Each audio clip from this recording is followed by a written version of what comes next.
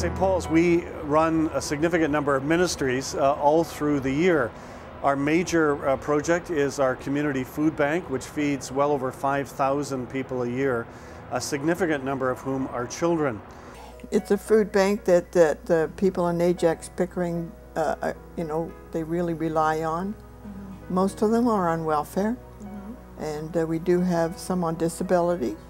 I'm just about to start receiving clients that come in here on either Tuesday or Friday. They just can't make ends meet, and all we're here to do is to help them over that certain period that they have no food, from the time they get their check until the time they get their next check. The first job that comes in, and one of the most important jobs that we have here, is what we call quality control.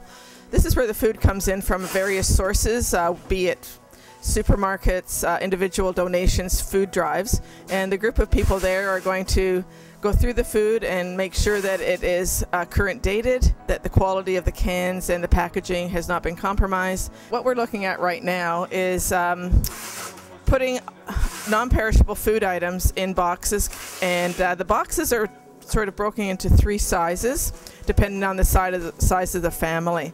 So in each box we're going to have some fruit, some canned vegetables, some stews, pork and beans, pasta sauce, dry pasta, canned meats, sort of a balanced diet. It's getting your carbohydrates, your proteins.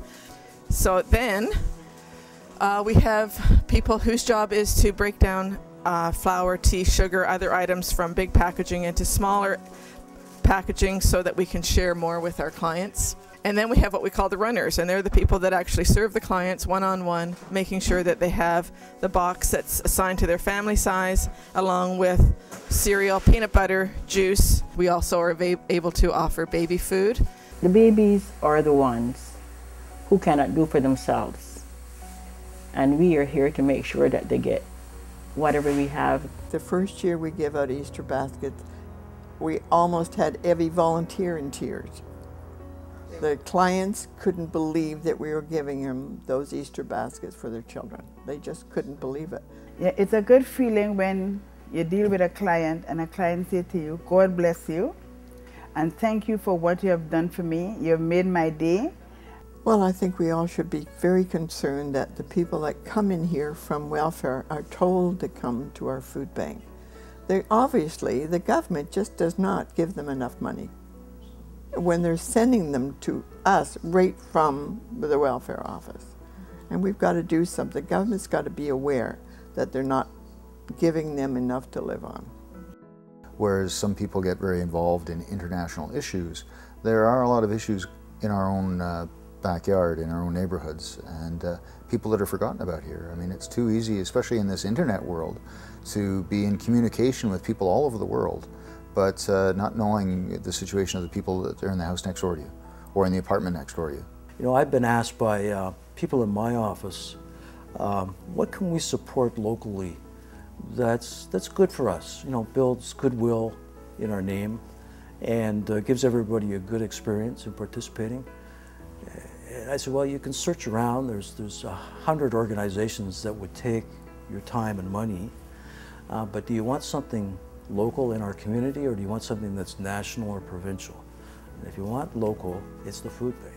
There's, you know, I can tell you from personal experience, but there's all sorts of studies as well that demonstrate that people want to work for a company that does the right things. We have a food bin in our church foyer, and we simply promote that people can bring a bag of food along with their Bible and their keys and their family to church, and they leave that food bag in the bin in our foyer, and then the same group of guys that help do the deliveries from the grocery stores will also take the food from that bin and bring it to the food bank. So since last May, we've given over 6,300 pounds of food, and this is an easy way for churches and organizations to get involved. You know, we sat down as a small group, my department sat down as a group to say, well, you know, what else is there that we might be able to do?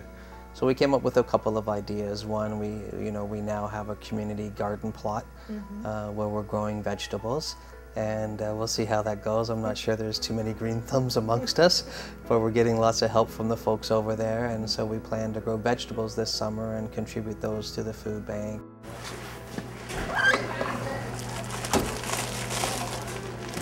Unfortunately, today is the last day that we'll be able to offer this. We've had to stop buying eggs, the milk, apples and potatoes. No milk, no eggs, no fruit, no vegetables.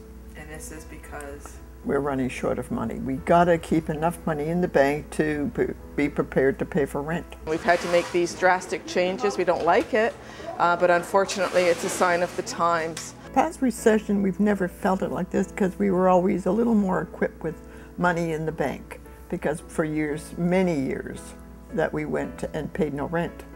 And so we banked that money to protect ourselves because we knew eventually we would have to pay rent. I know our clients are going to be very upset about this because they depend on this kind of extra here at the food bank so that they can spend their welfare checks or ODSP checks on things like rent, other food items at the grocery stores, and maybe shoes for their kids. So this is going to have a big emotional and financial impact on our clients. The only way we can get around this is to get more donations into the food bank. I want enough money so that we can stay open. I'd love to get enough money so we can buy milk and eggs again. So that's made me want to get more involved to see how we could restore levels of service that there have been in the past and even improve on that. I'm passionate about the food bank because I believe it is responding to one of the core necessities that people have. Well, I'm very pleased this morning to be here with all of you, but I'd like to share with you some good news from the Mayor's Gala Committee, and that is that this year we've decided that the food bank will be one of the beneficiaries of the Gala funds. So we'll look forward to providing you with a sizable check a little later in the year. We couldn't be happier. Thank you very much. Thank you to the Gala Committee too. Yes. Thank you. Yeah, well, Thoughtfulness. I'll take that back. Yeah. Thank you very much. Appreciate it. Okay.